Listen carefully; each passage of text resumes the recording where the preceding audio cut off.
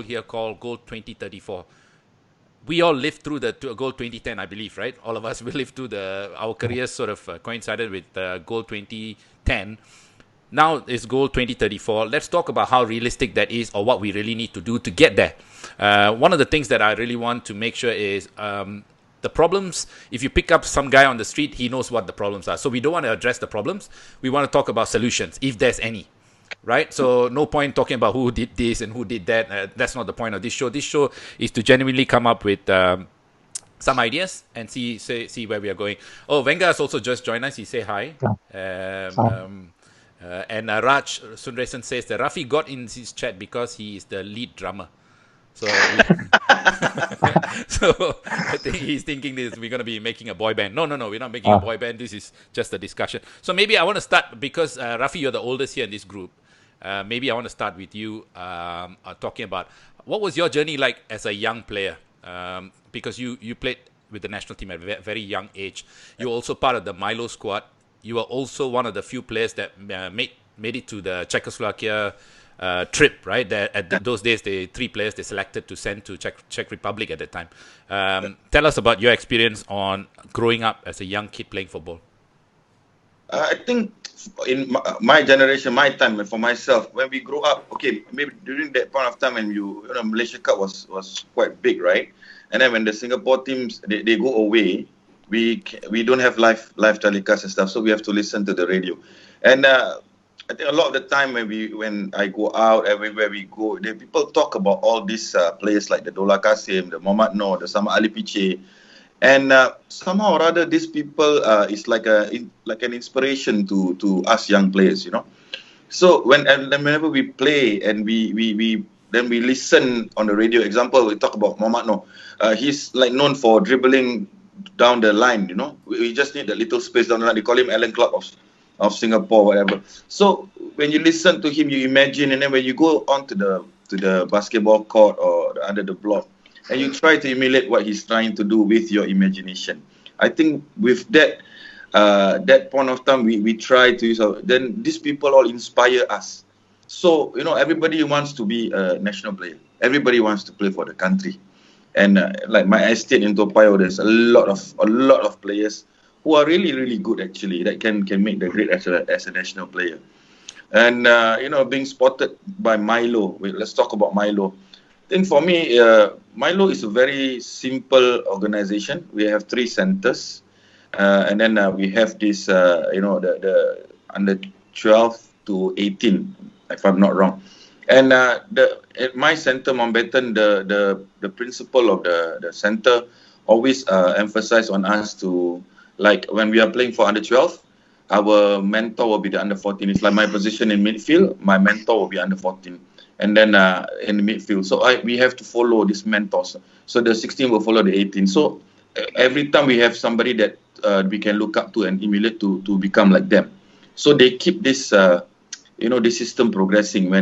So as time goes by, when one midfielder progress or go up to the national team, the other one takes over of the same caliber, of the same style and of the same kind of technique. Like you remember during the 90s, the national team of Thailand, when Priapong goes, they have Kiatisuk. When Atapon goes, they have Surachai. When Vitun goes, they have Tawan. All this of the same caliber, and like we always thought, how come they always have this kind of players, like the same style, the same caliber coming up, same quality, that's what we do in Milo. So, I think those players, the players that in the Milo soccer squad really wants to play for the national team. I want to ask Mani and Tachuan, did you guys at any point, maybe Mani, were you part of the Milo system back then? I was for a short period of time. Yes, I was with the Gloucester Centre. Yeah, and was this during Rafi's time or after? I guess we are in the same era because both of us are the same age. Yeah. Tachuan, any chance you were part of the Milo system? I wasn't good enough. Okay, that's very honest. I have to be really honest here because I don't think I was good enough to get into the Milo squad. or rather maybe the scouting system at that time was not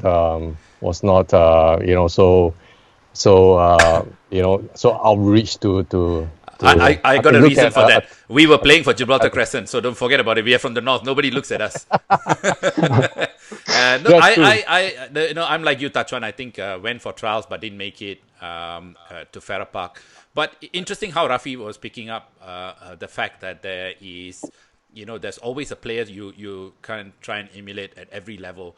But Tachuan, maybe I can bring you in. Growing up, obviously you are very academic in the sense that you went all the way to university. What was your football experience like? Those days, where were you playing and how were you playing football? Well, I was from St. Michael's. I mean, that school has already been changed, has a name change to SJI Junior.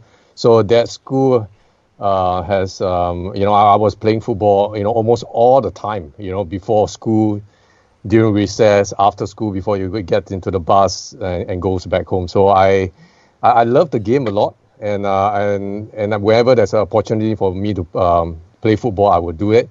So, but I mean, for some reason, I know that I was the best player among my cohort because nobody takes a ball and then from the goalie and then dribbles all the way and scores a goal because your classmate knows that, okay, if you want to go, just give the ball to Tachuan and he will just solve it. So you're the hero.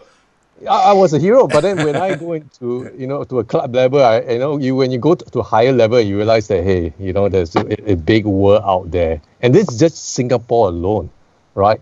So I think sometimes we want to look at ourselves and say we are the best player, we are so good in this and that, but then when we start to step out and look at where the world is, you are so far away. So my soccer career, is quite I find it very fascinating in a way because a lot of times you got to do with luck, a lot to do with people that you bump into, which you never know that they will change your life. So I took a trial in Gibraltar Crescent one day when I took a train telling my mother that I'm going Yishun to meet my friend, but actually I was going for a soccer trial. Yeah. And I think during that trial, I think I was 18, 19 at that age. And then all I did was just a pass. And then I think, and then that's what I did. And then I came back for more training. Just one pass. The whole game, I was waiting to get the ball and try to dribble, like what you do in school, dribble from one end to the other end. But there was no chance to do it. And all I ever had was just a pass.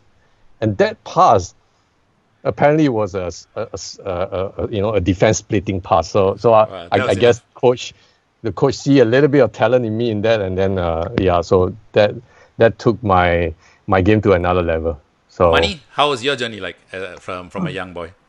So see, rightfully both Tachuan and Rafi has mentioned, we had a culture when we were young. Actually, there was a football culture where a lot of friends used to follow football in Singapore. You can imagine we used to travel distance just to go to the National Stadium, where we'd be long queue waiting for us to queue and eventually get into the stadium where we packed with 60,000 capacity fans over there supporting our national team. That's something which really inspired us when we were young. I guess all three of us will agree to this. Yeah. And at the same time, when we were young, how we started playing football is through playing with friends at a white deck, basketball courts. That's how the interest actually rose within us. But what is lacking in this context is we don't see this happening very much with our youth. I think that's one of the things we have to bring back. We have to bring back the soccer culture, the football culture in Singapore, because that's the only sports in Singapore, I believe, which all of us will also agree that can bring fans to the stadium. We can pack the stadium with 60,000 fans. That's the only sports. And generally, there's a lot of interest in football here in Singapore. So I think we have to tap on this and do something about this. Just before we go on, Ben Tan says... Can I say something? Yeah, go on. Like what Mani was saying. Like Tachuan, okay, example Tachuan. Tachuan have to lie to the mother to go for a trial. Yeah. Now it's different. The players lie to you because you don't want to come training.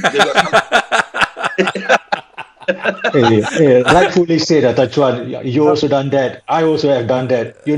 Every time you have to want to go for training, mom don't allow me to go. Yeah. I have to lie to my parents. I have to leave the house. Eventually, when we get back to the home, you know what will happen after that. You We've get gone through smashed. this. You get smashed. Yeah. You know, Uh, the just somebody saying hi. Ben Tan from Thailand, the deputy CEO. He says, "Hey legends, how are you guys doing?" So thanks for watching, Ben, Very good. and more people just jumping on. Everybody saying hi. I want to touch on the fact that Mani talked about culture, football culture. We all grew up playing in void decks, right? I mean, I grew up in Yishun playing in void decks and stuff like that. That's where the dreams are made of, right? That's when you watch. I remember very clearly taking the MRT to Kallang, walking with 50,000 fans to the stadium, watching my favorite players, Terry Padmanathan, D. Devaraj at the time, Sundar, whoever, right? Watching them play and trying to emulate them, like Rafi said, just trying to be them at the void deck with the $1 ball.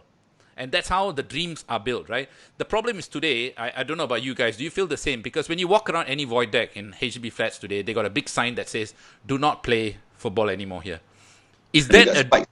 Yeah, the spike. Is it, in your mind, is it a dream killer? Does it kill dreams? I mean, okay.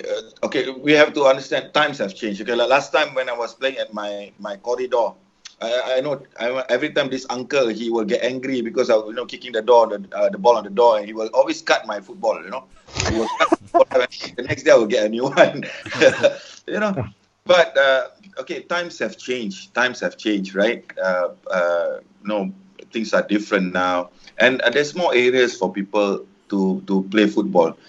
We cannot ask them to play under the void deck or the basketball court. It's different. But now there's fields which is, I mean, during our days we don't see artificial football field which is so flat, right? Right. And our question now is, how come when the field is so flat they still cannot pass the ball proper? Right. So I mean, let's be real. We have to be realistic in this. We have a lot of talented players. But unfortunately, they use their talent in another way. Because every time we see the SEA Games or whatever game, every time the newspaper or the comments from the public says there's no passion.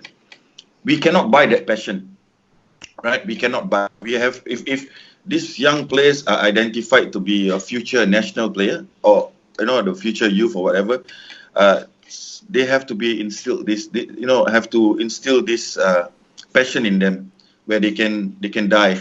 They can die for the country. I mean, people think football is like a glamorous thing, right? We wear nice jerseys, we get good sponsorships, we get all the media attention, we get all the money and stuff like that. But they don't know how difficult it is. But the young players now is probably, well, I don't know whether I'm right or wrong, but they're only looking at all those things, like what Ronaldo is using, what gel is he using, this boots is this, whatever, and they forget about the hard work that they have to put in and the passion. Well, I think know Rafi is very passionate about that. I think we are moving slightly away from the past, and then we're coming already talking about the present. But I just want to take maybe another couple of minutes to talk about what really worked in the past, because when we look at maybe even the likes of maybe say Hao Fandi and Sundram, some of the biggest names in Singapore football, how they grew up is playing on the streets, right? I'm pretty sure they played on the streets, they played under the blocks. Every player we can imagine that played with the national team at some point, their football started on the streets, right? It was street football.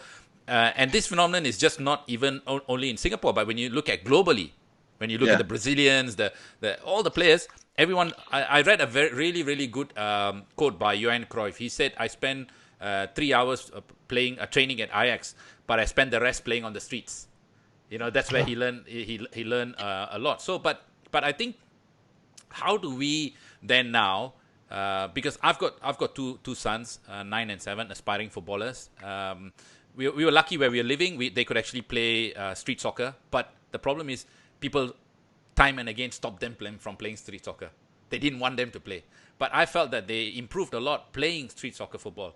But how do you think we can change this? Maybe Tachon, you can chime in on this one. Well, I think first, kids today are very different from kids of our years, right? So kids today, I think there are a lot more distractions today.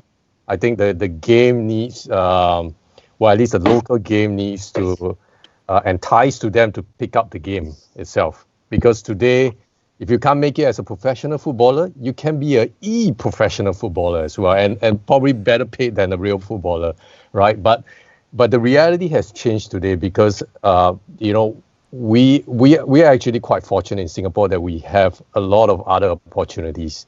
I mean, we are not in a country where today if I don't pick up the ball and play football, I will not be able to survive. So I think we need to acknowledge that kids today are blessed with a lot of more opportunity, which means that soccer needs to evolve, or new programs needs to evolve in such a way that it appeals to this group of young footballers who wants to be footballer in the future. And how do we go about doing that? I think the first hurdle, and this goes back to our initial discussion, which is the parents.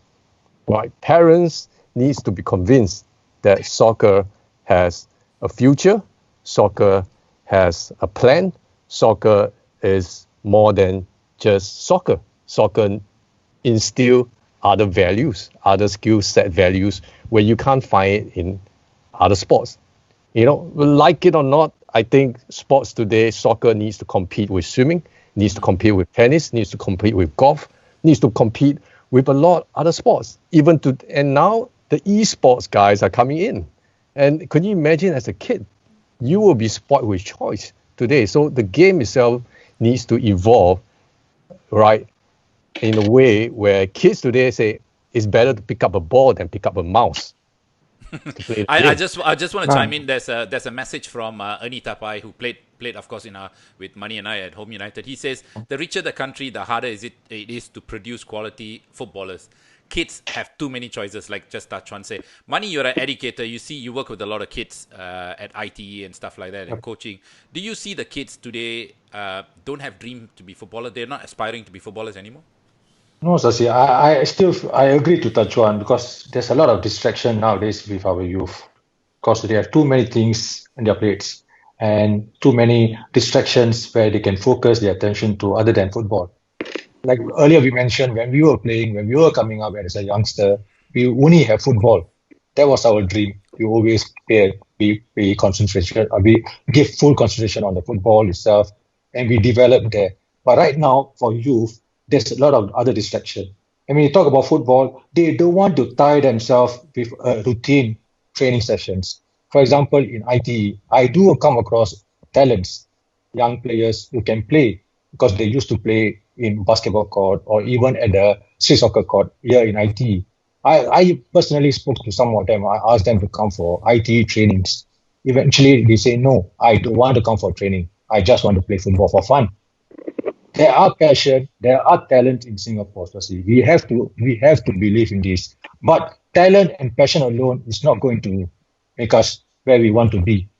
Definitely more than that is needed. We have to look at our football structure from the start. Is there a proper structure for us in terms of preparing the players to play at the highest level? Then we can attract all the talents and the passionate players. Rafi, you coached a polytechnic before, right? You worked with the poly team. Did you see the same? Yeah. I mean, basically, it boils down to the character of the players. Sometimes, when it's quite difficult to tackle them at that age because I had some players who were then with the young lions and stuff like that, but my school team players are playing better than them. And when you talk to them, when you talk to the players, you always say, oh, this. They always give a lot of reasons. I always tell them, no, you have to look at yourself first before you tell about other people. So like what Mani said, there's a lot of things that we need to touch on. Passion alone and everything alone is not correct. But I think we must set for the youngsters. We try to set their attitude right first. What they want to achieve, give them the foundation. If they're not they are not going to be on football, use that foundation to be to do whatever they want to do. Like example, they want to be like a businessman or working for whatever. But we still instill that foundation for them. You know, that hard work, that dedication, and pride in whatever they do lah. That's the most important thing for this youngsters. So I think in conclusion, are we saying that the future doesn't look really good for Singapore football because we are such a developed country, and as a society, our priorities are very different, especially for kids growing up. But I just want to chime in on this. But this is my 2 cents worth, because I spend whole of Sundays with my kids at games and also in trainings. I see a lot of kids with extreme talent. People talk about no talent. Go and watch the boys at 7, 8, 9, 10.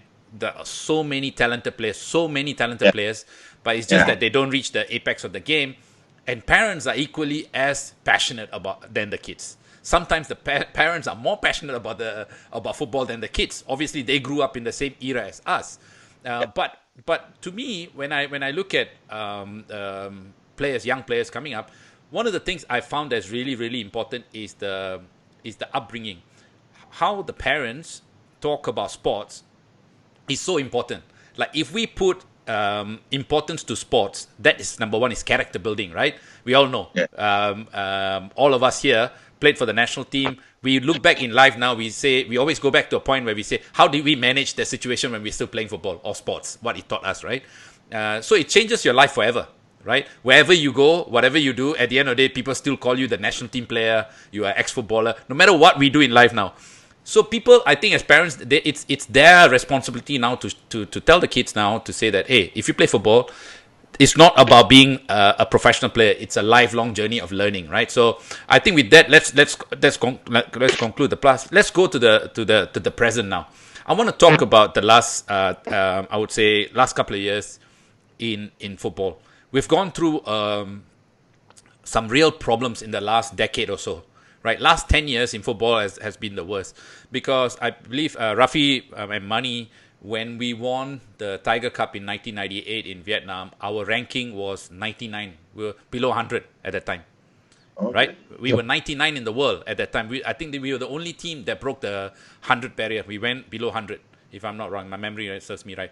Today we are 100 and Mani, would you know which way we?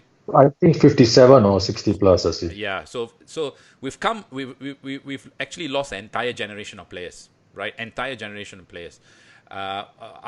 It's important. I want to pull maybe touch on, because you have not been really keeping too much since you left. You've not been really talking about, or haven't kept in touch with football. But Mania, because you're really close to the ground, what have you seen in the last 10 years? No, Sasi, I've seen steadily our football has been declining over the years. There's a reason for this, because there's underlying reasons, issues with Singapore football, and encompassing poor results from the international competitions where all our national teams participate in. And when we look at these things, Sasi, we have to ask ourselves this question: why are we in this state? We come to a point where we are so low that we can't get any worse than this. We have to really do something about this. We have to first of all admit that we have failed. This is the thing, Sasi. We have to admit that we have failed. Then we will start looking at things to put everything in place. For example, now when we talk about football, where is our ecosystem? I think there's something which is missing for many years now. And we have to really start thinking about this thing, how best we can revamp the whole structure and put everything in place. Chuan, looking from the outside in the last 10 years, you stayed away from football. What are you reading? What are you thinking? What's your reaction? Well, it looks like I've missed a lot of action, isn't it? But for the right reason, I think. But I think, I think first of all, we need to move away from looking at the ranking. Yeah, I think we need to look. We got to go beyond that, right? I think we need to ask ourselves what we want to achieve, as a country, as also as what we want to do with the football industry, right? Because I agree with Mani. I think the whole ecosystem is not there. And I do believe this is one of the tasks that has been looked into with the current FAS team, which is to actually build a system, a whole ecosystem that is able to bring the game to another level. I have no doubt that going to the goal 2034 is a uphill task, but I think that is the vision that needs to be set. And when you set a vision, you get everybody down the line to dream about that and to put everything in place to support that. And I'm just happy to hear that MCYS has basically endorsed it as a government. You're still living in the past. It's now MCCY. Okay, I apologize for that, Yeah. but the good thing is that the government is supporting this. I think we can't do this without the government support, right? And I think this is. I was at one point when I read the news that there was some discussion whether the government is supporting this is a FAA initiative or this is a government initiative. But that whole thing has been cleared out, and government is supporting this. And I'm just relieved that we now have all the support that we can have. So there's no reason why we cannot fail. Sasi, I mean, Singapore is being well known for being efficient, and we are good in organizing stuff. With such a small population, Except football. But I think we need to move beyond just that ranking. We shouldn't just be looking at just a ranking alone. I think looking at the whole ecosystem and what we want to achieve long term strategically as a soccer nation. Whether we want to look at ourselves as a soccer powerhouse or you want to look at ourselves as a soccer talent powerhouse, as in like we are churning up talents where today a Japanese football club will say, hey, I want to pick this player up and I'm going to put him in my squad, So we should churn out talents that is good enough for at least in the Asian level. Don't look at the World Cup and look at the Asian level. If we are top 4 in the Asian level consistently for 4 to 5 years, we will be in the World Cup. Rafi, Right. you've seen a lot of football in the last 10 years. What's your take? Wow, it's like Where do you start? Huh? It's interesting because Rafi, you also coached in the S League. You took Tampines Rovers in the S League, so you are quite, I would say, attached to the ground. You got years on the ground and you got experience. What was your take in the last 10 years? I mean, it's sometimes it's quite shocking to see the things that are changing, because maybe people can say I'm still living in the past where things are different.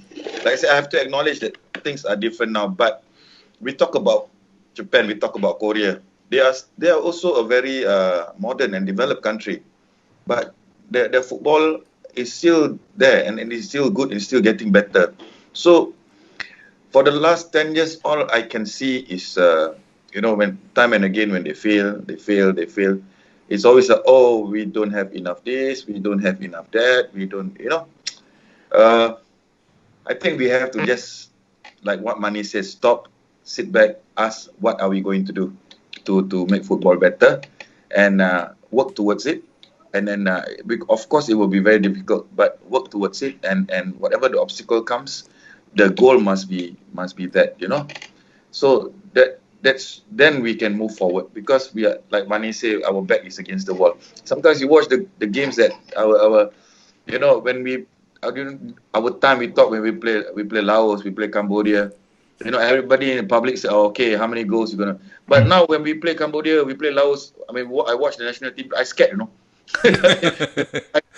are we gonna, like there's like those things have changed because last time when Singapore play Thailand, play Malaysia, play what Thailand, Malaysia. Okay, these two strong sides. Vietnam wasn't that strong as well last time. But when we play Thailand, play Malaysia, okay, there's something to be scared and to be excited about. But now when we play Laos, we play Cambodia, we are scared.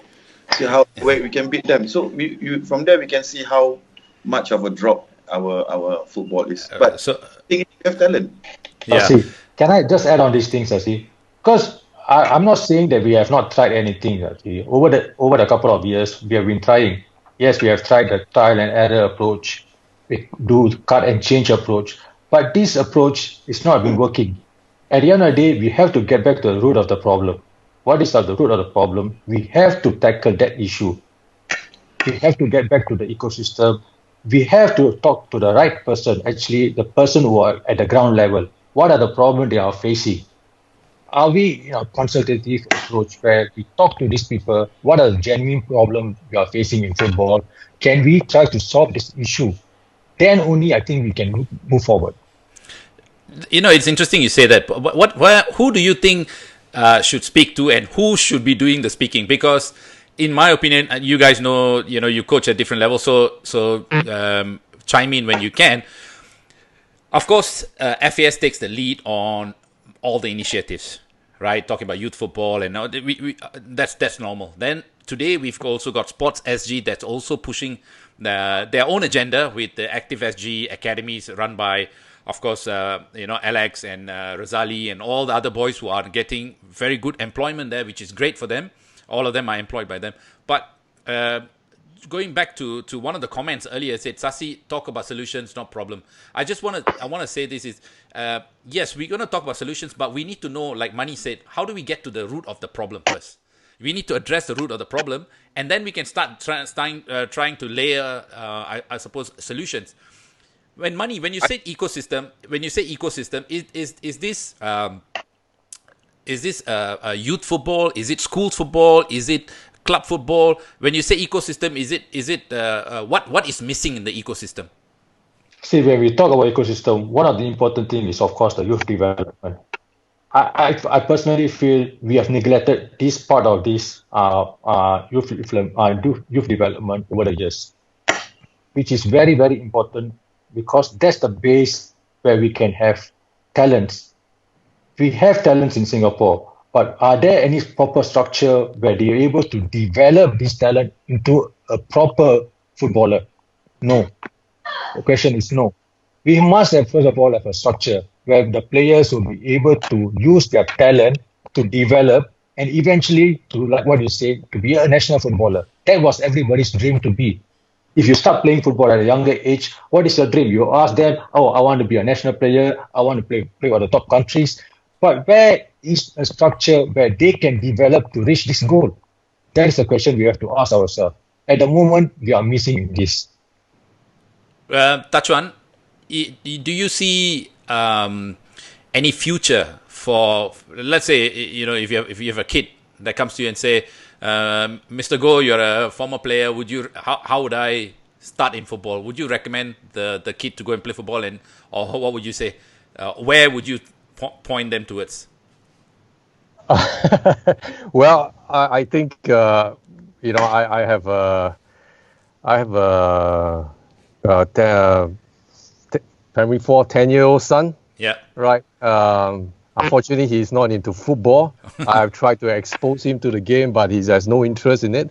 And of all the sports that he picked, I think, there's one particular sport that gives him true joy, right? I think the most important thing today is to choose a sport that brings happiness to you. Don't go to a sport because you like Rafi or you like S.Subramai, or you don't do that, or like Cristiano Ronaldo. No, I think it's important that you choose a sport that really brings happiness to you, and that is where I think we all choose soccer, because it was like a love to us.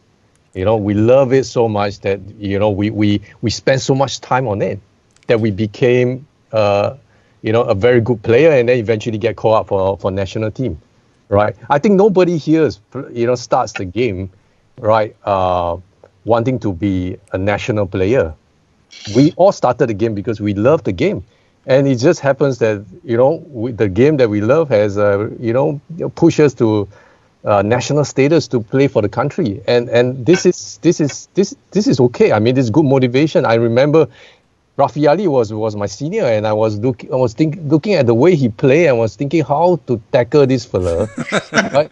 Because he seems to know where to go, and I was just trying to figure out. And this is a kind of like kind of mental in the mindset that you have, that you can take beyond just soccer alone. You know, you can go into business, you can do anything, but you just want to think about how you compete. So but having said that, Sasi, I think the future of Singapore, no doubt, the soccer scene has been on the downtrend. I mean, how low can we go? But I think the only bright side is that there's only ways up, right? So I think that there are, hopefully this will spur, a wake up call to do something really different, because, there's no harm trying anything new now, right?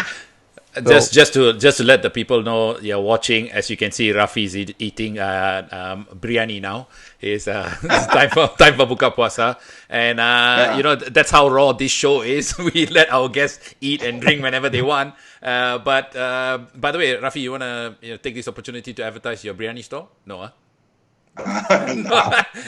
So anyway, let's move on. Another message here from Ernie again. Talent is not enough money. You have to have real desire. Players and also the product of their environment. Unless the environment is right, S-League, it's difficult for players to progress. I want to talk about the league now. I think this is something that has been talked about a lot. Many of us made our living in the S-League, right? When 2010 came along, the Gold 2010 came along, we were glad that, because at that point in time, we were out of the Malaysia Cup squad. Rafi, I remember 1994 we won it. 1995 we were in the squad, and then we got pulled out of the thing, so I never got to play Malaysia Cup football. But on hindsight, professional football was there, right? Professional football was there, and all of us were beneficiaries of the professional football. Fast forward today, we have a lot of those teams, maybe half of the team that originally started in 1996 gone. We have two foreign teams. We have the Young Lions, which even makes the base even smaller. Right now, the teams are sharing stadiums. Can you imagine that? Sharing stadiums, because there's just no money left in football. So they need to make sure that the teams are sharing. I want to know from your personal experience. I want to start with money. How far have we slid down from 1996 and the state of the league? Because in my opinion, if you don't have a good domestic league, forget about it. That's why you look at Thailand, you look at Vietnam, they have strong leagues. You look at Japan, Korea, they have strong leagues, and that's why they're thriving. And money, let's not compare. But at the same time, how far have we come, or how backwards have we gone? Sasi, yeah, all of us know where we are at this point of time, Sasi. When you talk about our league, we just have to ask ourselves, are we running this professionally? Because this is a professional league. Professional league, there need to be a kind of standard where, first of all, we talk about players. To be a professional player, all of us have done this one way or other in our career. It's not easy. Not everybody can be a professional footballer. We have to admit, in order to be a professional footballer, there's a lot of hard work, a lot of dedication, discipline, sacrifices, which I think to a large extent has been missing in today's football. When you talk about our league, you see, whenever we talk about our league, we always talk about the negative aspect of it. Why are we not promoting the quality, the good aspect of the league? Then only you can entice people to come and participate effectively in sports. For example, like football. Like now we talk about our league. When you compare that, when the start of 96, when S-League started, you can see a lot of interest was there. A lot of good players, top players were playing in the league. Right now, I would say, because we were part of this, you can see not that strong. Our league has not been that strong as compared to 1996. We have moved down slowly. And because of that, it is also affecting our national team. Rafi, you were coach with Tampines.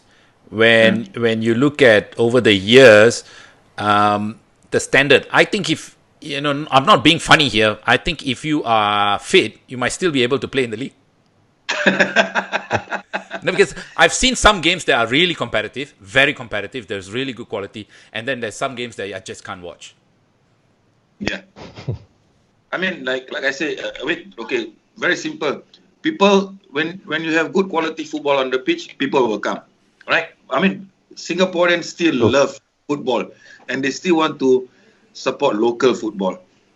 But at this moment, it's very difficult for them to support, and there's like what you say. Some games it's really nice to watch. Some games you wish you were not watching that game. So we have to do and it goes both ways. The players also need to. I mean, we talk about a professional player. Like what I hear now, some of the professional players are like they train in the morning, and then at night they have to do another job.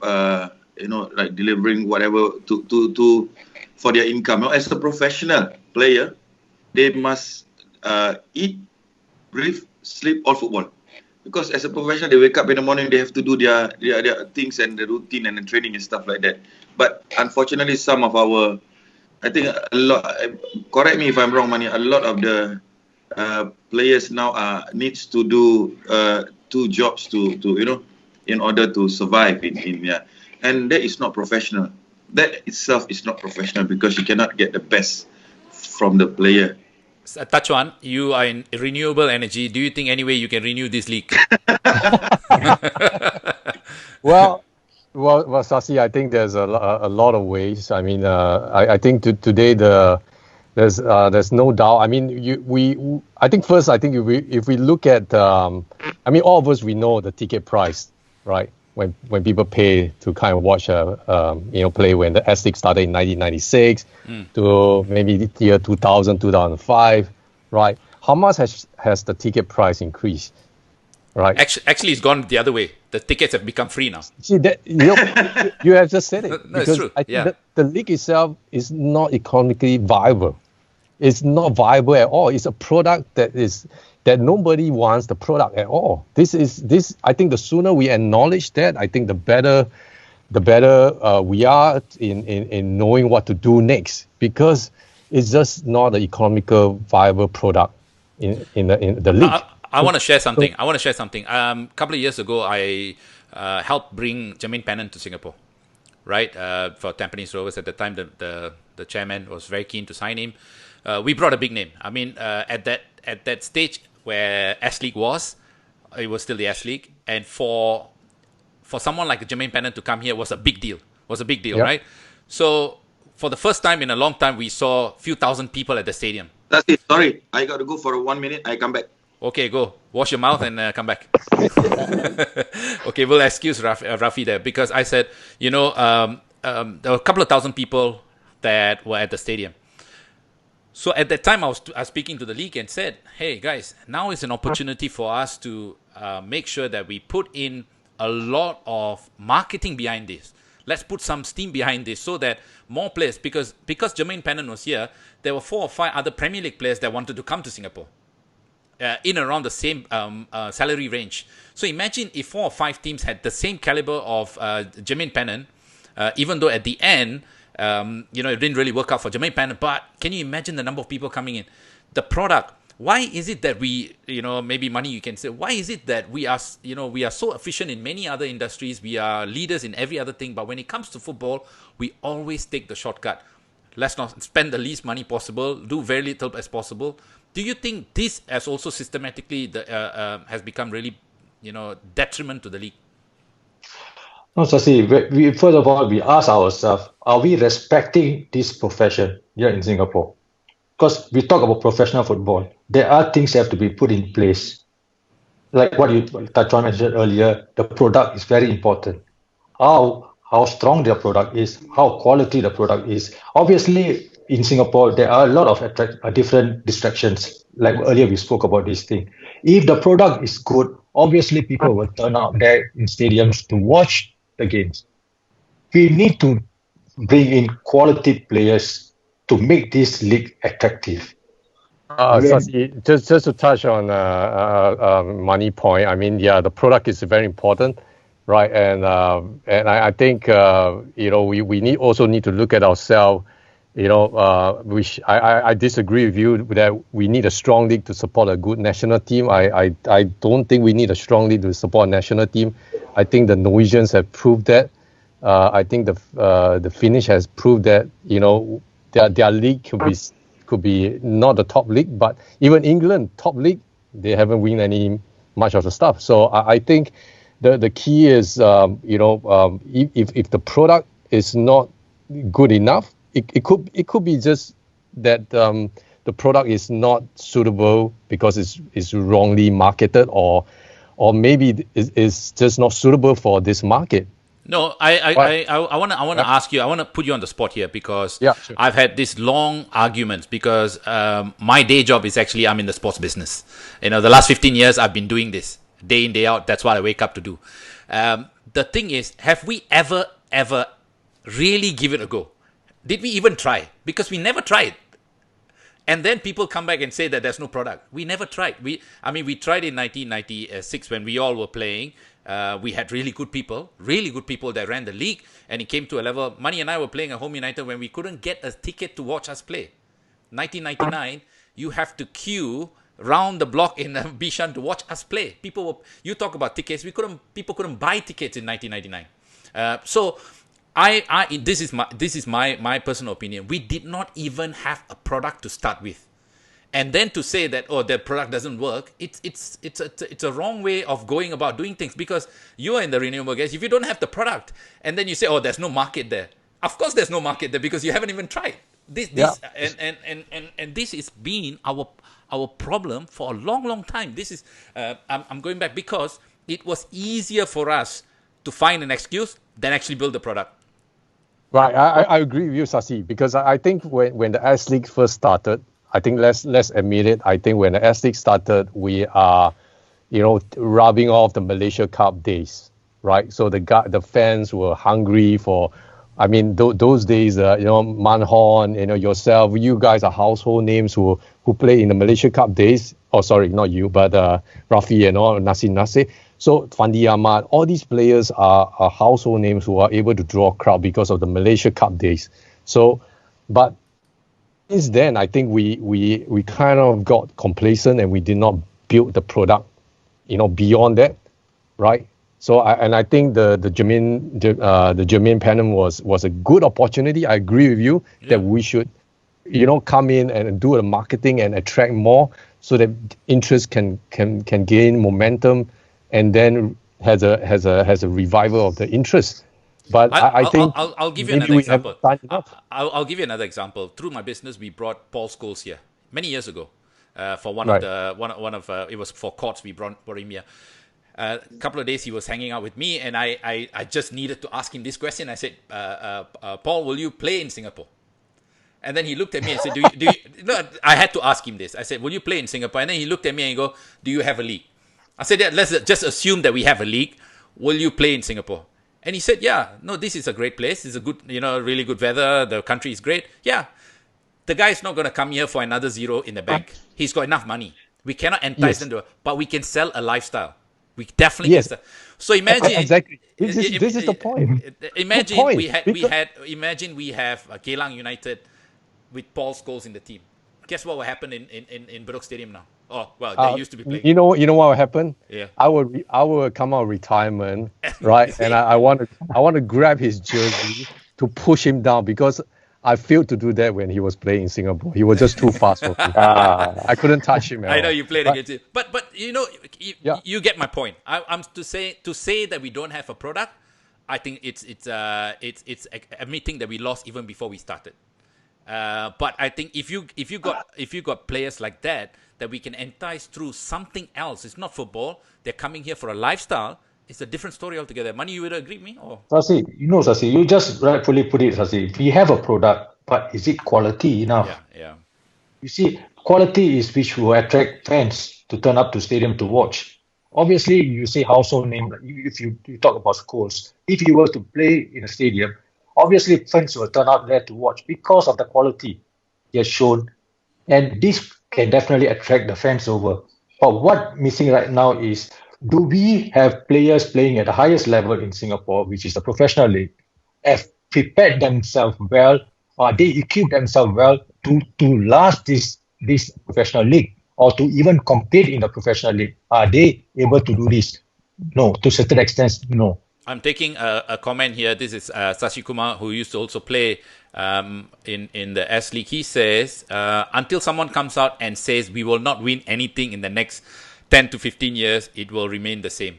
So somebody has to be brave enough to come out and say, the next 10, 15 years, we're not going to win anything, but we're going to start building. Do you think it's practical, Chuan? Well, we already have a vision, right? We have a vision of 2034. I think Mani is shaking his head, but I mean, the fact is that I've been away from this industry for so long. Maybe I do not see the things that he's seeing on the ground, but I do play soccer casually with some of my old friends, and one of them runs a soccer academy. Right, is St. Michael's Academy School. SMSA, yeah. Yeah, and I mean the school itself. There are a lot of other values than just soccer skills that they impart to the players. So I think, I feel that there are a lot of passionate parents around, right, and also kids who love soccer, who loves to play soccer, right. I think what we need is to build our ecosystem where we can continue that enthusiasm, right, beyond primary school. I think after primary school, secondary school, they still play the game, but then once you reach 16, 17, or 18 years old, I think that is where you get that group of people filter into other sports or other interests. Mani, I want to talk to you. Mani, I want to talk to you about the recent SEA Games. I think just it's a very sore point, right? It's a very sore point. I've also spoke about it on my radio show on CNA 938. But you were there, right? You were there, and you saw a lot. And I privately when we meet and stuff like that, you looked very how will I say? You look very demoralized. I think that was the word. You were very, very demoralized after being part of the team for over 2 years. As a coach that, put a lot of effort, 2 years into this, doing along with Mani and all the others, how would you sum up that whole experience? So see, if you put it rightly, I think it was very painful. So see, the whole journey is not easy. We have lots of ups and downs when we were preparing the team for almost 2 years. Yes, a lot of resources were pumped in, a lot of money was pumped in. Yes, we had, but to a certain extent, there were certain support which was missing when we really needed it, especially towards the crucial point of the competition where we are heading to the SEA Games. We needed certain forms of support, which unfortunately it didn't materialize. When we talk about this thing, we raised the issue much, much earlier prior to that, when we wanted this. And they say, okay, they will bring this thing up and we will get the consensus from all the different clubs. And eventually they will get back to us. But we waited for months. It didn't happen. Until to the extent when we just before the tournament, we went into a training camp to Japan, where we really needed the players to be together, to mentally prepare and ready for the competition. But even though during that phase of preparation, we don't get the full team together. There were some reasons because they have to play their cup games in Singapore and to release the players because they want to use the players for the cup games. And all these things was not really ironed out clearly. And that affected our final preparation towards the SEA Games. And of course, when we went into the SEA Games, a lot of hype was there, a lot of expectation was on the players' shoulder, and we were expected to deliver some medals. In fact, when we were preparing a team, we were preparing a team to at least go to the podium. That was our dream. But unfortunately, certain things didn't fall into place, and the performance, of course, was not up to the extent what we wanted. And eventually we have to come back early. And that was really disappointing. I want to ask you, Rafi, welcome back to the show. You all right, Rafi? Okay? Everything good? Okay. Yeah. I want to ask you, you watched the SEA Games. Did you watch any of the games of the SEA Games? Yes, I did. What was your take on that? To be honest, I think they can do so much better. And I think it balls on the few games I saw that they play. I think it's not about the coaching. It's not about whatever anymore. It's about themselves. Whether they want to go and push that little bit more to get the win or whatever, to qualify, that is on the players already. Because, all of us know, we players, and we also, some of us are also coaches now. The coaches, they can only do so much to prepare the team.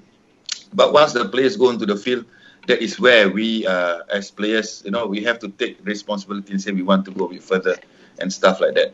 So I think, in my opinion, I felt that those players, they can actually qualify for the semi. Some of them, when they started off play, they can actually qualify for the semi, I felt. But they didn't believe that they can qualify. They didn't believe that they can qualify. They didn't believe that. I think they believed that they had better luck. They had better luck at the casino. But Tachuan, Tachuan, we let's talk about the Young Lions project, right? I've always said this for a long time. I think the worst thing that we can do for young boys is to group them together in a team where they all start feeling like they are the next big thing. They sit in the same dressing room, they talk the same language, and they don't learn anything. You, myself, Mani, Rafi, we all went through the school of hard knocks where we had to work with the senior players, get knocked out, get your head slapped around. Remember the Gibraltar days? It was not easy to break into the team there. How much of the how do you feel over the years the Young Lions have progressed, or even have you been even keeping in touch with their progress? Well, I catch their games once a while. I think to be an honest assessment is that we are stagnant. So I think our standard has stagnant. It's just that our regional countries has jumped way forward, but it's. I don't think is a matter of coaches or players or anything. I think we just need to get the whole ecosystem in place so that people are people have that self-belief that they can do it. I agree with what Rafi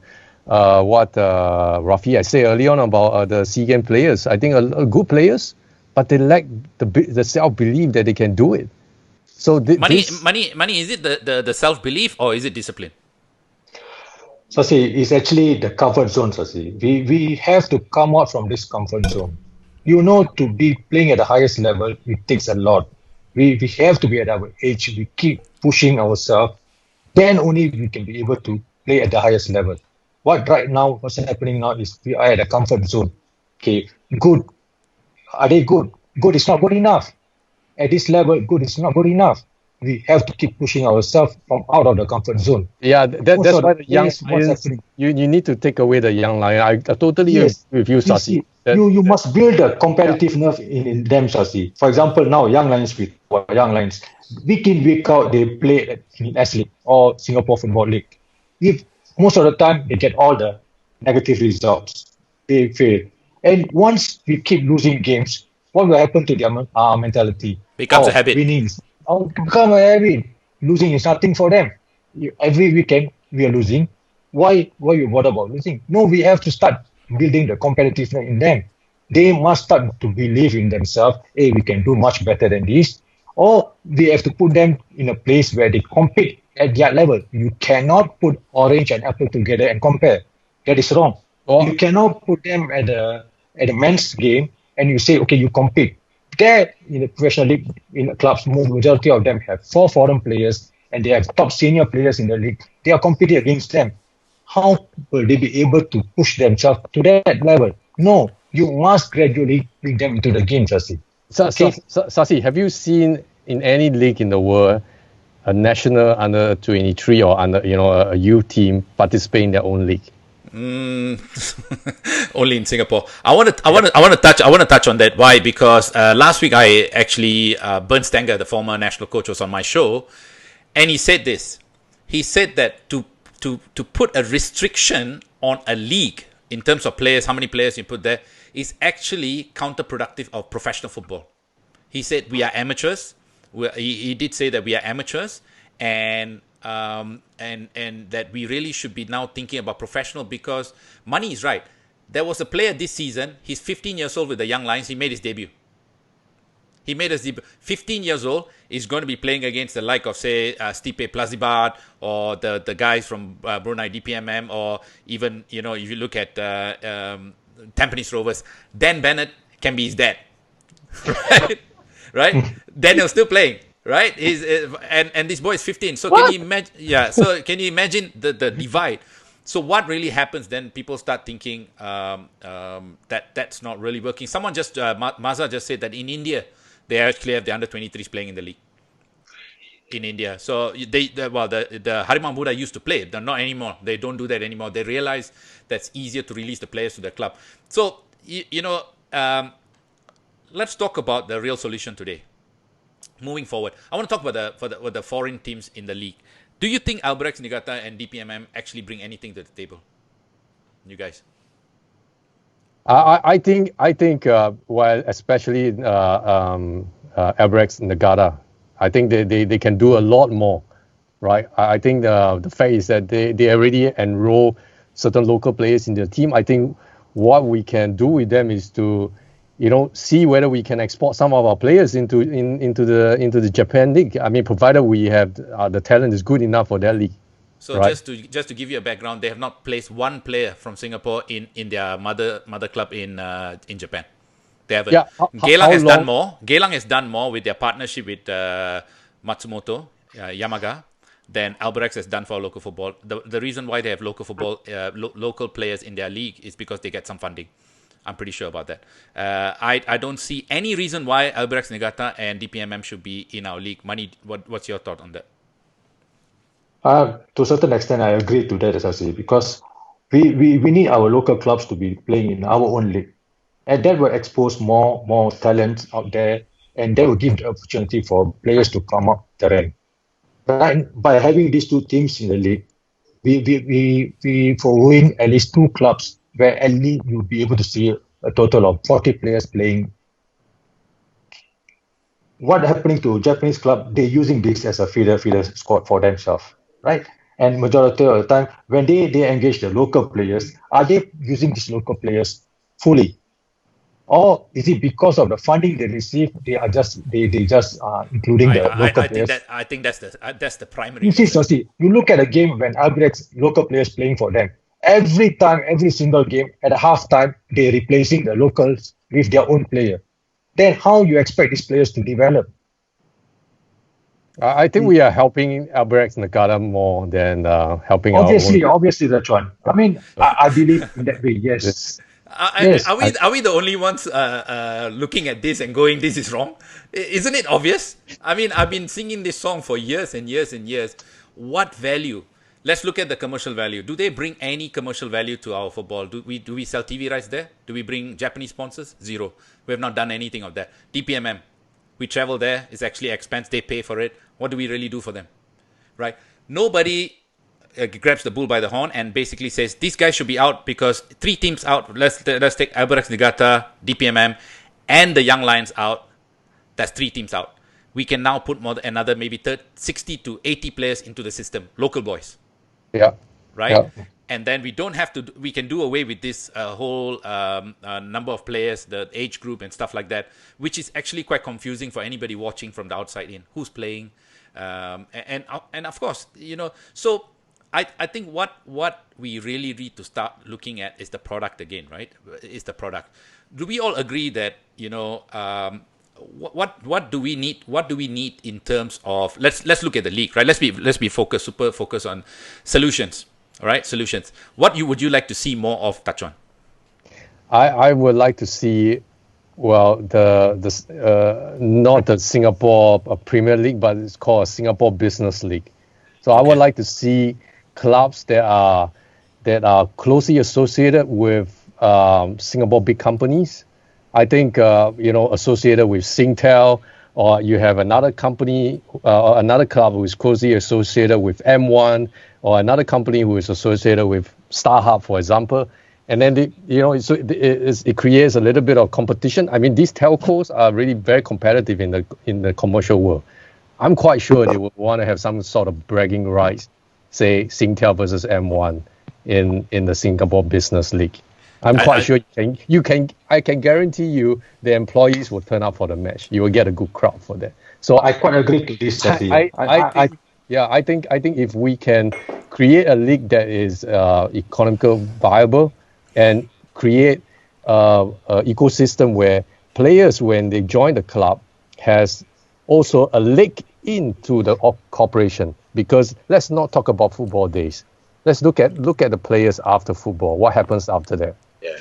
Right. I want to take one comment here. Philip Go says, Sasi, are you saying that we need better football administrators? Okay, I think, Philip, I'm not in a position to talk about who's doing what. And that's not the point here of this show. But what I want to know is that it's quite obvious that over the years, things are not really working. So I'm not saying everyone is bad. I definitely think that some things have to change. Let's look at Rafi just before. Do you have to go, Rafi? I know you got another show at 8 o'clock. You have to go. Do we say bye to you now? Or? Yeah, can. Okay. All right. Thanks, Rafi. I really... You guys take care of yourself. Take care. Chuan. See you, Rafi. See you. Okay. We will continue with this conversation, and I mean, we still got myself, Chuan, and Mani on the show. We've been talking about of course, the league, right? So you're talking about maybe a business house league. Mani, you're going to say something earlier. No, Sasi, because I think that's what we have to really do. We can talk about franchising the whole league. You know how the NBA started off? We privatize the league, and like what rightfully Chuan mentioned, we get a big companies to come in to adopt an individual club where once this big company comes into the picture, they are very competitive, as you mentioned rightfully. And once they have this competitive, everybody wants to win, and they will make sure the team are run properly. They bring in quality players, and eventually this will change our league into a more complete quality product. I think we've seen a little bit of that with the C Group taking over Home United. Now they're called the Lion City Sailors. Chuan, how much do you know about that, and you think is that a good move?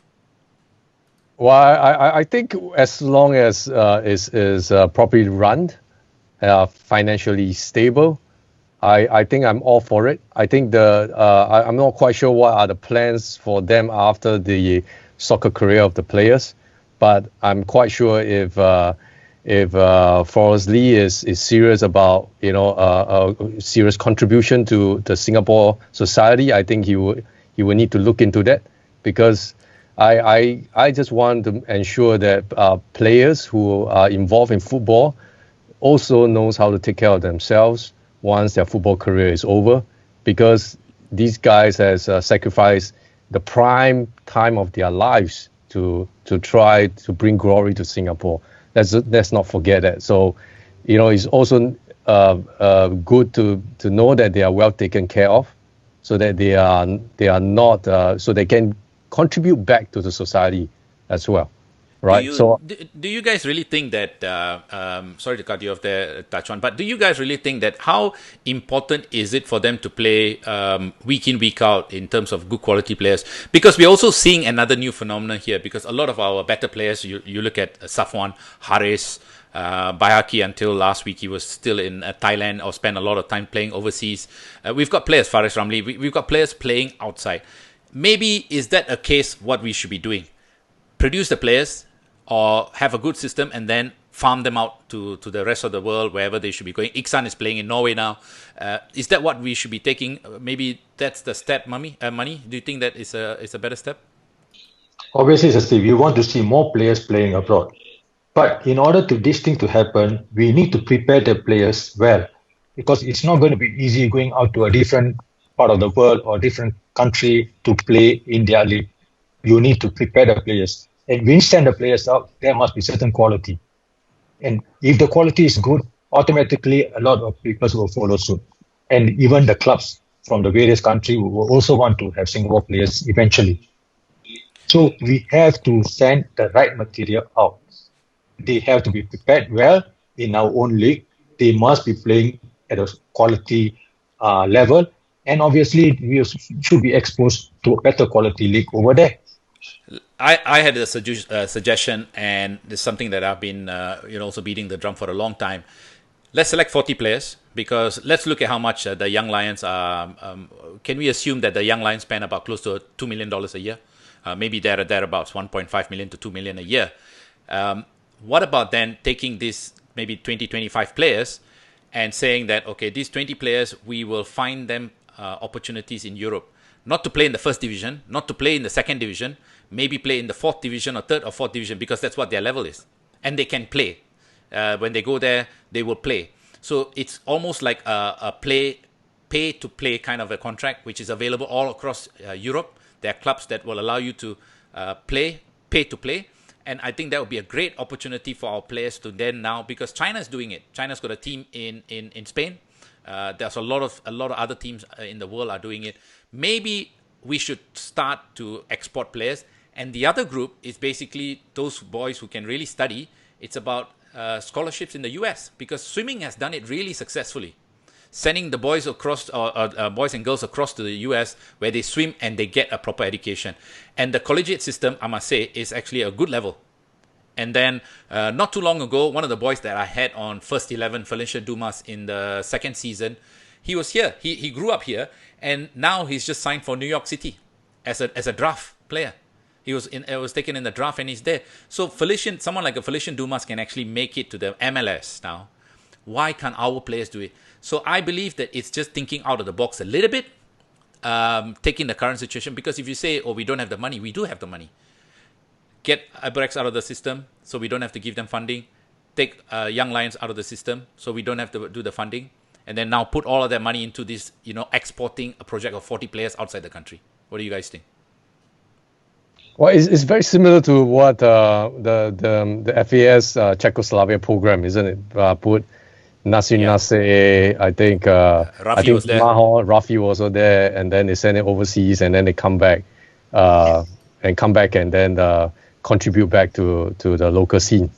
Is that what you're suggesting? I'm absolutely saying that, because then you see, then what happens is the national team coach now has 40 players to select from overseas, right? 20 playing in the lower leagues in Europe. Then you got 20 players who are they have some sort of scholarships in the US. And then we have our home-based players. What will happen then now is fans then now look forward to who's going to play for the national team. The foreign-based players or the local-based players. Then there is competition now. Yeah, then the question is, how do you identify these 40, and at what age should you send them out there? So the equation is quite easy, I think. We're gonna fail in the first time. The first generation of players, it's gonna happen, right? We're gonna fail in the first generation, but who wants to fail? Who will put his neck out to say that we're gonna fail in the first generation of players? But trust me, the second generation of players will get quality players coming through. Yep. What do you think, Mani? Yep. I agree to you, Sasi. I mean, we have to try, because we're in a stage now. We have to try whatever means possible to bring this football back to where it was once used to be. So no harm trying. But first of all, like what Chuan said, you have to identify the right players. How are we going to, which criteria we're going to set to identify these 40 players or 30 players you're referring to? Let's look at this way. I mean, again, while we are talking about it, let's look at this way, right? So you got the Young Lions, 25 players. How many players in the squad, Mani? Maybe 25 players. 25 to 30 players, yes. Okay, then we can round up another 15 players from the clubs in the SPL. Right? So we have a base of 40. Right? Out of these 40, we're not saying all 40 goes to Europe in the lower leagues to play. There are boys who can actually study. Right, they're going to be boys in polytechnic and stuff like that. They have aspirations to go to university. I'm saying this is an idea. This is a concept. Need to be refined more. The logistics around it has to really work. Someone really put a really good comment here. Faisal, he said, Sasi, if you're talking about putting the under 21 boys, they have to serve national service first. What I'm saying is send them post national service. Because we're not sending them to the first division or second division where you've got to be ultra competitive. If you can be in the fourth or even fifth division, it's better than playing here, right? Better than it's being in Europe. It's being able to be spotted by different scouts there. That's what I'm saying. Yes, we can put players there, but are they prepared? First of all, we must ask this question: are they prepared to go out there and play? You see, we shouldn't be sending players for the sake of sending. Eventually, if you do that, it'll be a failure. You need to prepare the players with the right mentality, the right attitude, the right talent, the right skills before they can be exposed into that level. Then only you can see, they go out there they create the pathway for other players to follow suit. But if you don't prepare the players and they go out there and you fail, then this whole project will be a failure. Yeah, I think, Sasi, I think at this point, I think we're a little bit too early to say, okay, let's start a program and send this 40 so-called the best player, the cream of the crop, to overseas, because I think I think maybe it's more wise to say, take Abrax Nakata out and we have funding for about 3 clubs funding, use that funding perhaps for the development of our local players, domestically. I think it's better to spend that money domestically than just, putting our hopes on this 40, because out of this 40, maybe how many percent is going to make it and seriously contribute to the cost. I think the point that the one of the commenter made about the national service, I think this is something that is really is a very sensitive topic, and is also very valid point as well, because I think the sports itself has been been questioned why football should be exceptional, because some other sports is able to get a certain leeway around that, get certain deferment, right?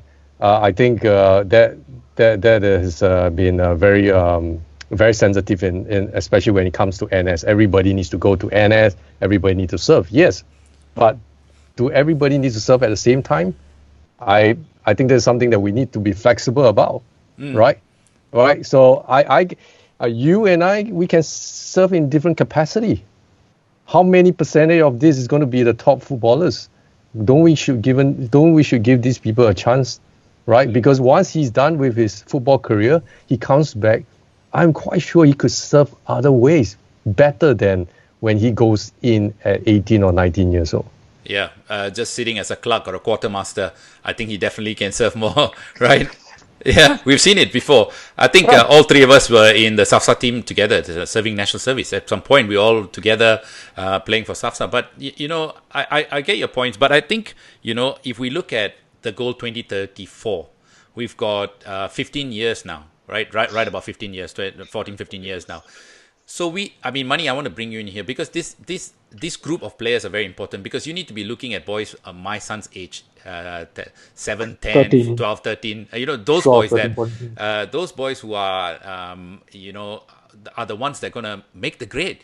If we don't put the foundation here, we'll lose another 3-4 years. And then the next thing, we're staring down the barrel with another 3-4 years, and then that system fails again.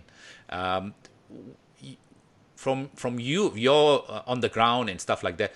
First of all, do we have enough coaches? Do we have enough coaches to take this audacious goal together at the grassroots level? Because let's not forget, we need good quality coaches as much as we need players. Because we've been talking about players, we never talk about coaches. Exactly, Sasi. I think this part where we talk about youth development, we need to put the top quality coaches at this level. That's more important, because here is the period where players will be exposed to football and how to develop. We have to put the right coach, qualified coaches to be at this level. And as you mentioned, this goal 2034 is an exciting project now, which will excite a lot of people at this point of time. And we have to write on this. Like how we started earlier, Sasi, when we talk about 1998, when the goal 2010 was initiated, a lot of excitement was there. But however, we were not able to write on it. Eventually, the flame just gone. So again, like we're starting on goal 2034. Can we write on this, write on the process, put everything in place, starting from our youth development, our ecosystem, and try to work on this. And of course, it's not going to be easy. There needs to be a lot of support, not only from the football fraternity, from the government, from schools, and a lot of people have to come together to put their full focus on this project and make it a success. Maybe we might not be able to reach the goal at 2034, but that process itself will open up a lot of other opportunities, which will help in our development of football in Singapore. Chuan, how when you look at coaches, how important is it for our ex-national players to come back as coaches? I think they are vital. I think they are so important. I think they comes with a lot of experience. I mean, let's not forget they have gone through the hard way, and I think the experience and the attitude towards game. I think there are a lot of skills that they can impart to these young players, right? I think I'm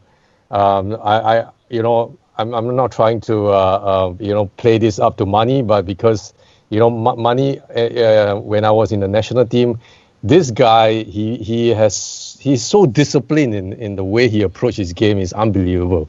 That I think every young player should just see how he takes his game, professionally, because he is one of the role model when it comes to rules and discipline and when to take a rest, when to sleep. This guy is almost like a German machine. He knows. While you and I will try to find ways to say, hey, what shall we do and all, but Money say, hey guys, I think we need to sleep earlier because tomorrow we got to get tekan by Vincent. He was my roommate for many years, so I know all about his routine and stuff like that. I know. He is your moral compass. He was. Let me tell you what, he was definitely my moral compass. For sure, he was my moral compass. So you see, Sasi, people like him, right, will impart the right attitude, the right knowledge that that the young players, that they cannot take things for granted, right? And whether the young players today believe him or not is up to Money, because Money is such a nice guy. I don't know how he's going to communicate with the rest of the players, but I mean, Money has so much experience, so we should leverage on these players to make them understand, the young players, that the road, this is going to be a journey, right? Let's not forget that. I mean, of course, now Money is also, you're involved in training younger coaches, Money. Coach education. Coach education. Do you see quality coaches coming through at grassroots level? You see, like what earlier Chuan mentioned, yes, it's good to have former players to be a coach, but not necessarily top coaches are footballers before. You also must agree to this. There are quality coaches who have never played the game at the highest level in Singapore. I've seen this whenever we conduct courses for these expiring coaches who wants to have the license. We can see a lot of coaches who have not played at the highest level are quality. You're saying Sundramoorthy is not a good coach, huh? No, I don't say that, Chuan. I don't say that. But obviously, being an ex-player, you will give you an added advantage. Yeah. That's it. But you have to work yourself up. Doesn't mean you are at the highest level or people have to respect you as a coach. No, it's totally a different ball game. You have to start from the scratch. You understand? You have to work yourself up. And in order to do that, you also must tell yourself, hey, I'm starting in a new journey. And professional coaching is totally different from as a player. You have to keep yourself in that manner. Let's not forget that Patrick Vieira, when he took over at Nice, he said that players will trust you for the first 3 games. After that, you got to earn your keep. So it's well stated. When we look at the overall structure now, Money and Chuan, when you see we've got a few moving parts here. We talked about players, we talked about coaches, now, and we also talked about the league, right? Now, to join all this together, there's someone that's really important that we've never actually heard from, which is the government. Right, the government bodies have not come out to say that, okay, we need 10 stadiums, we need $20 million, we need $30 million. I know there's a lot of work. I hear things that a lot of things are happening on the backdrop, but nothing has been communicated about Goal 2034, where we're going with this vision. Let's not forget the football elections is coming up next year. So it's great to have a great idea.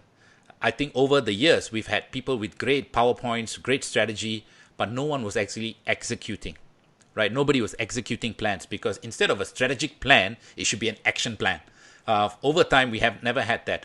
But just before, as we start to slowly wind down this show, maybe I can start with you, Chuan. You're in the business world, right? You're in the business world. How would you approach football as a business now? Well, interesting thought, because you're kind of putting me in a spot, because I can only talk for my business, right? Yeah. But of course, there must be a main driver when you want to do your business, right? I think from my business perspective, it's always about the climate change is always been the top agenda. There's no planet B, so there must be a main driver why you want to move into this when you want to drive your business, right? What you're trying to do, right? For my business, it's very obvious, right? Environmental, okay. But for football, I think we need to look at ourselves as a country, what you want to achieve, whether our country is good enough to be a soccer powerhouse, or our country is good enough. What are we good at? Okay, as a country, Singaporeans are well known for organizing stuff. They are very good in project management. They are good in managing, right, projects, and also carry out plans as well. But they are skilled with that kind of knowledge, right? Because perhaps it's due to our education system, right? We are drilled at a very young age. So football could be seen as an area where we churn out talents. My dream is perhaps, or if I have a wish list, is that I would like to identify Singapore as a major hub to churn out soccer talents for Asia. Right? We don't need. I think then the results will show by itself, because we will end up having a place, and we attract the best coaches, because we have a system in place, a whole ecosystem in place where we can churn out good players. We can churn out good players for Thailand. We can churn out good players for wherever. But we are good in the system management skill set. Because Singapore is small. Let's not forget it. Right? We can have a Singapore itself. You can reach out to sports science. You can get the medical doctors involved. You have the best coaches, best technical coaches, tactics, everything, and even education. We are well known for all this. So leverage on that. Leverage on our Singapore brand while we still have it, right? And churn out talents, for the region, and then eventually locals will benefit from it. Money. Let's talk from a football perspective.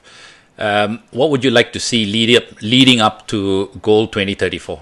The next couple of years are really important. For me, Sasi, I think we really need to put a structure in place. That is more important. We have to come up with this ecosystem where there will be a plan, a pathway for players to play football and eventually develop, and the end product will be to represent the country. We must have this in place.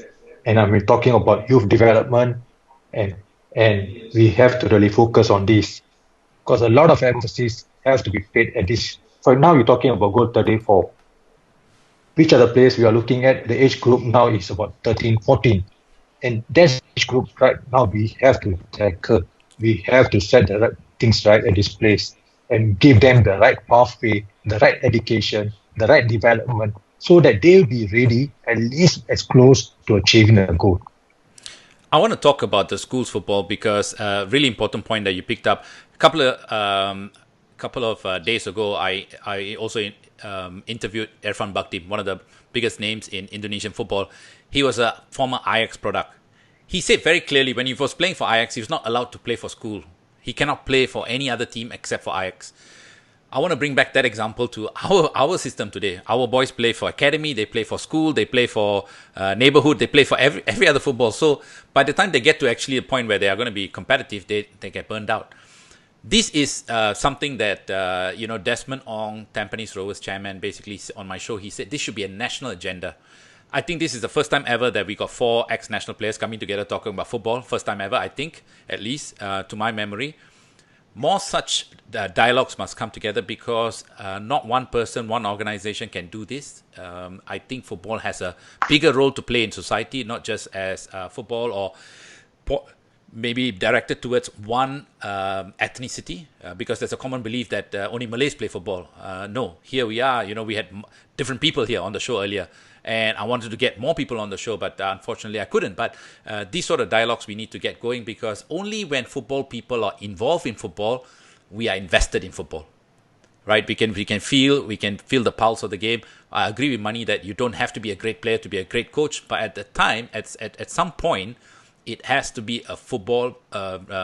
People who've been involved in football need to be coming back to football. I don't know how much you guys agree to that.